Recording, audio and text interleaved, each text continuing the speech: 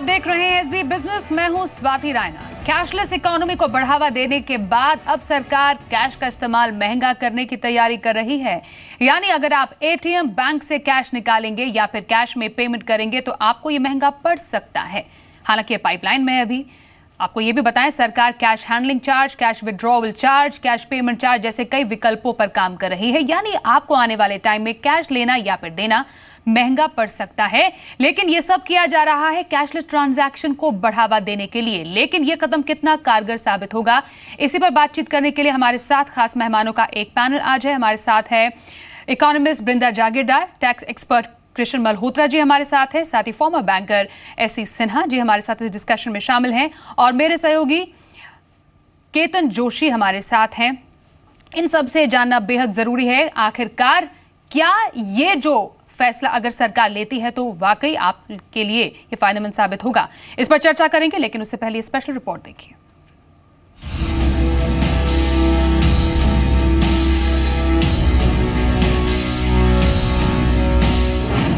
Cash पड़ेगा महंगा, cash पर लगेगा टैक्स।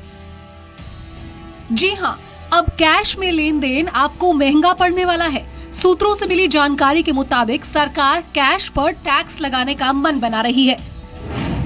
यानी अगर आप एटीएम और बैंक से कैश निकालेंगे या फिर कैश में पेमेंट करेंगे तो आपको ये महंगा पड़ सकता है। सरकार cash handling charge, cash withdrawal charge, cash payment charge लगाने पर विचार कर रही है। यानी आपको कैश लेना या देना महंगा पड़ सकता है।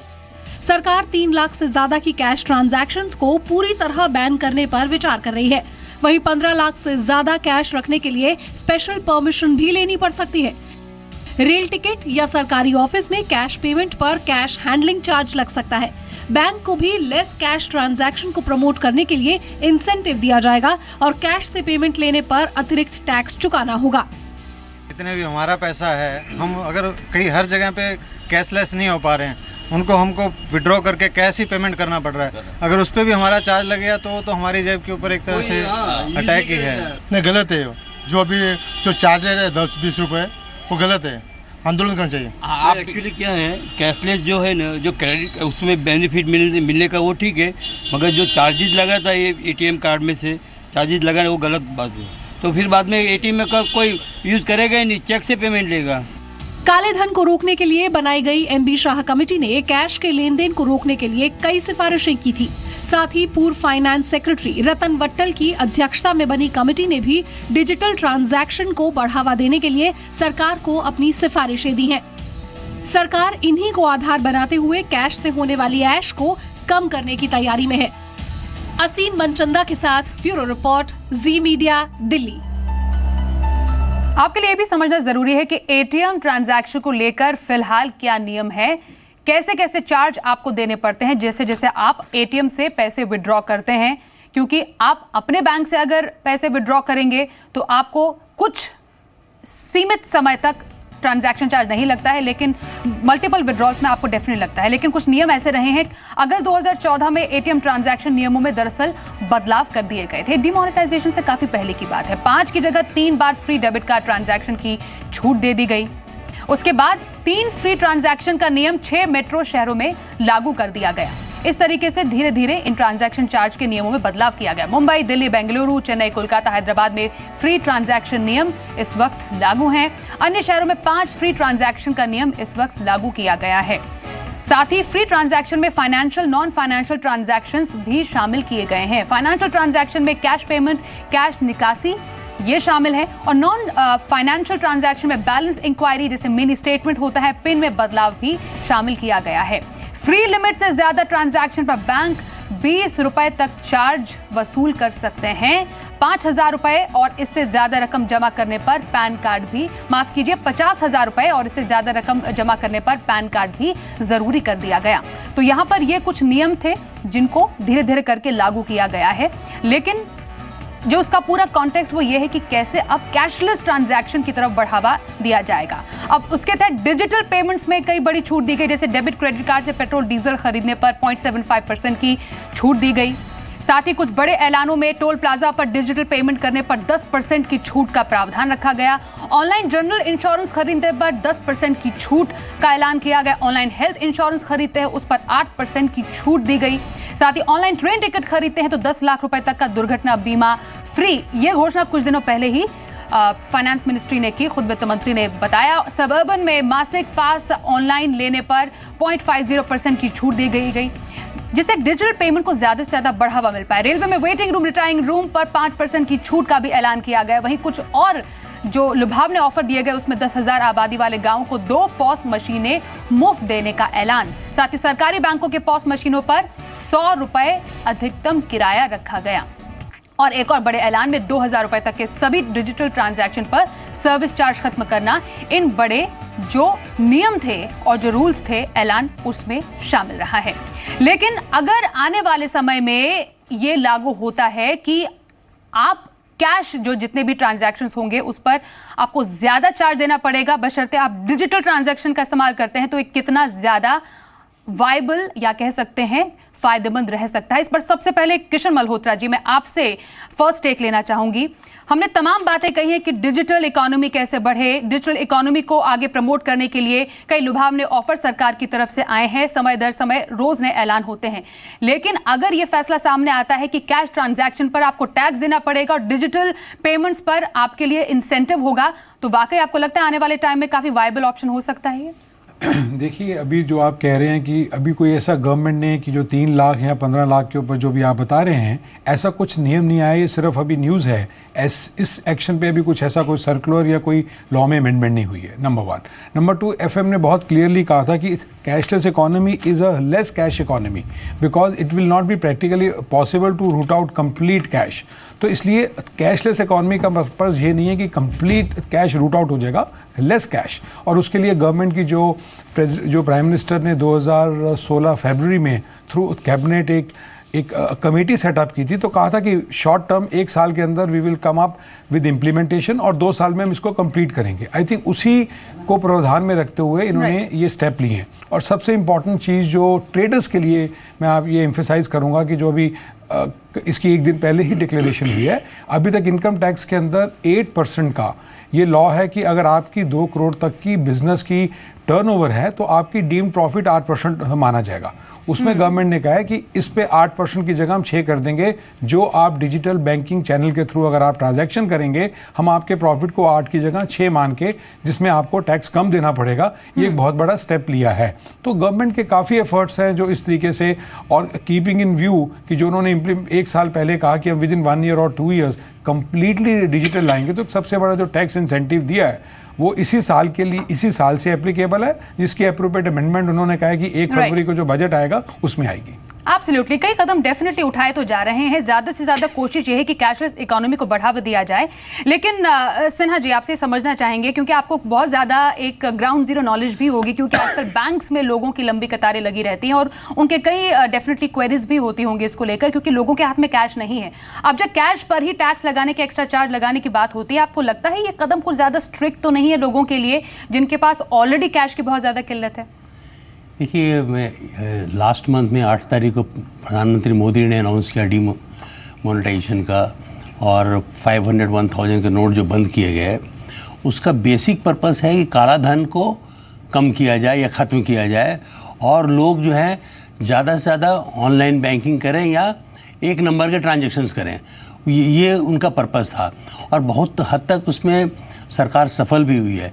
और जहाँ तक ये बात है कि कैशलेस इकोनॉमी हो, जैसे मल्होत्रा साहब ने बताया, 100% कैशलेस इकोनॉमी दुनिया में कहीं नहीं, 1-2 कंट्री में है, बहुत ही छोटी कंट्री है। अदरवाइज इवन US में भी कैशलेस नहीं है।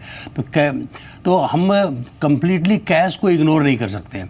और कैश ट्रांजैक्शन में, बैंक के कैश ट्रांजैक्शन में ट्रांजैक्शन टैक्स लगाया जाए, ऐसा हमने नहीं सुना है, और इसकी कोई संभावना मुझे नहीं लगती है।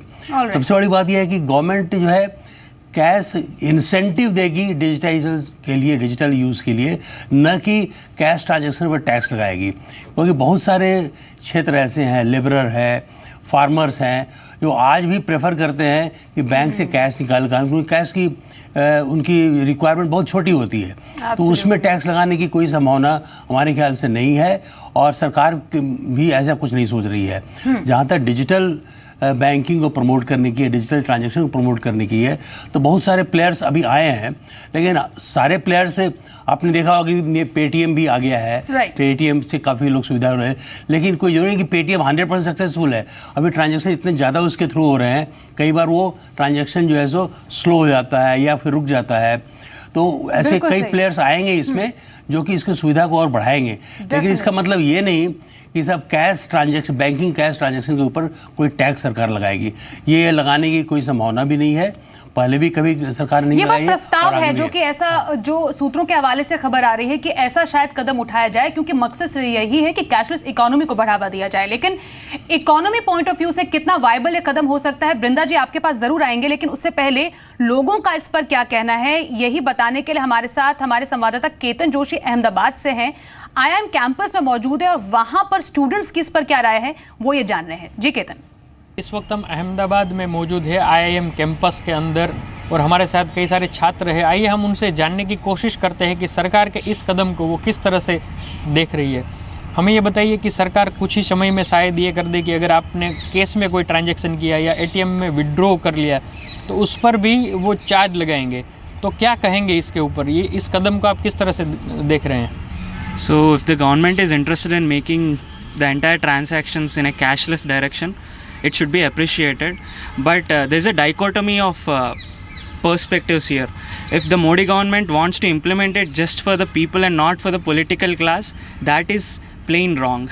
If it is implemented all across, just like what had happened, the concession was given to just the political parties and not anyone else. Probably the steps are right or wrong, it may be good for the economy or bad for the economy, only time will tell, only history will decide. But giving concessions to the political class, that is plain wrong. आप इस पर क्या कहेंगे? So economic effect is very clear. It will increase the tax revenue for the Modi government. That's good, that's always good. But it means that you're now discouraging cash transactions, and this is extremely difficult for the rural economy. Anyone outside of the cities is going to have a really tough time making any transactions because those transactions are almost always based on cash. आइए कुछ एक दो छात्र से पूछते हैं। हमें बताइए आप इस पर क्या कहेंगे, सरकार के इस फैसले पर आप किस तरह से अपना नजरिया रखते हैं?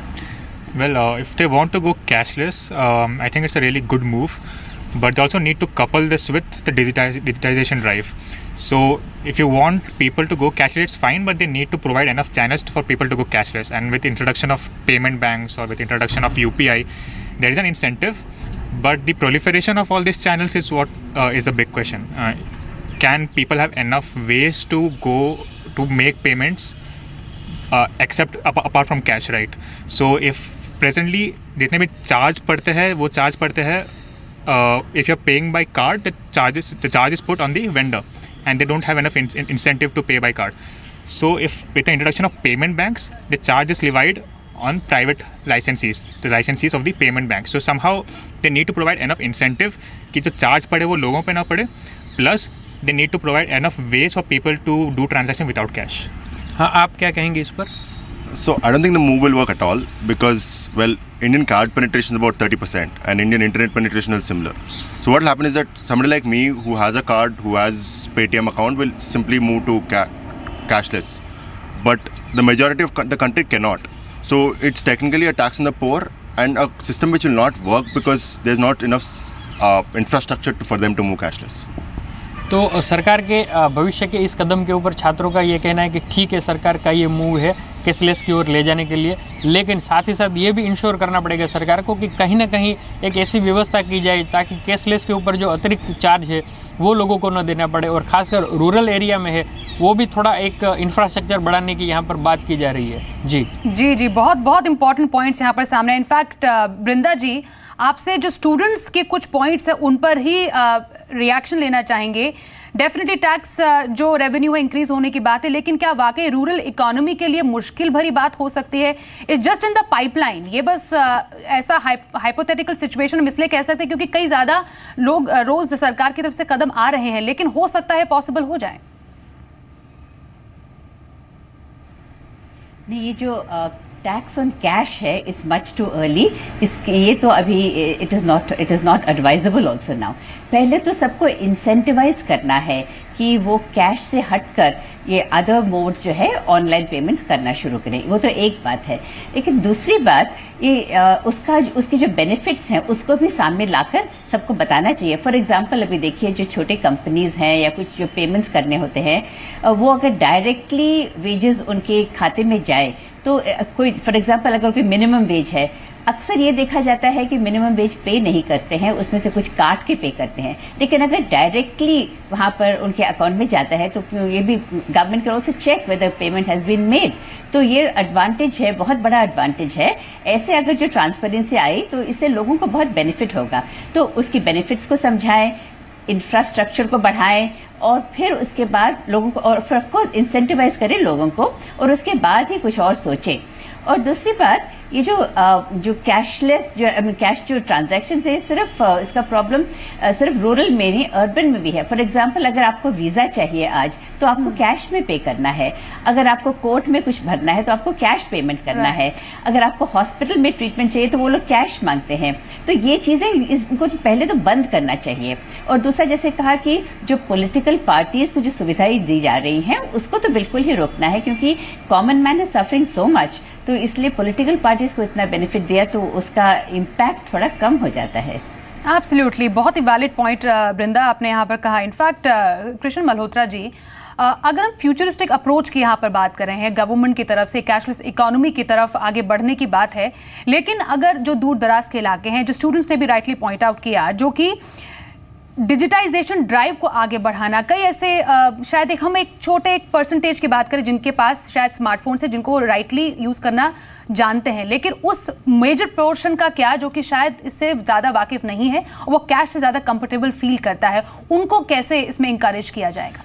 देखिए, आपका पॉइंट बिल्कुल वैलिड है कि बहुत से ऐसे लोग हैं जिनको इस चीज़ का आइडिया नहीं है, लेकिन ये गवर्नमेंट का इफेक्ट, और गवर्नमेंट ने इस चीज़ को एक्सेप्ट किया और आरबीआई ने भी कहा है कि हमें प्रॉपर इंफ्रास्ट्रक्चर क्रिएट करना है। Just to tell you, government की एक पॉलिसी है कि नाबार्ड के साथ मिलके, जैसे आपने बताया कि 2 POCs डिवाइसेस, ऐसे 1 लाख ऐसे POCs डिवाइसेस 1 लाख गांव में लगाने का विचार है जहाँ पे 10,000 से ऊपर लोग हैं, +1। और सेकंड उन्होंने कहा कि नाबार्ड और रीजनल और कोऑपरेटिव बैंक के साथ कम से कम नहीं तो रुपया किसान कार्ड, जिससे कि उनको सिखाया जाएगा, और कम से कम 4.5 करोड़ की जो फिगर्स आई है कि विद इन नेक्स्ट 6 मंथ्स इसको इंट्रोड्यूस किया जाएगा।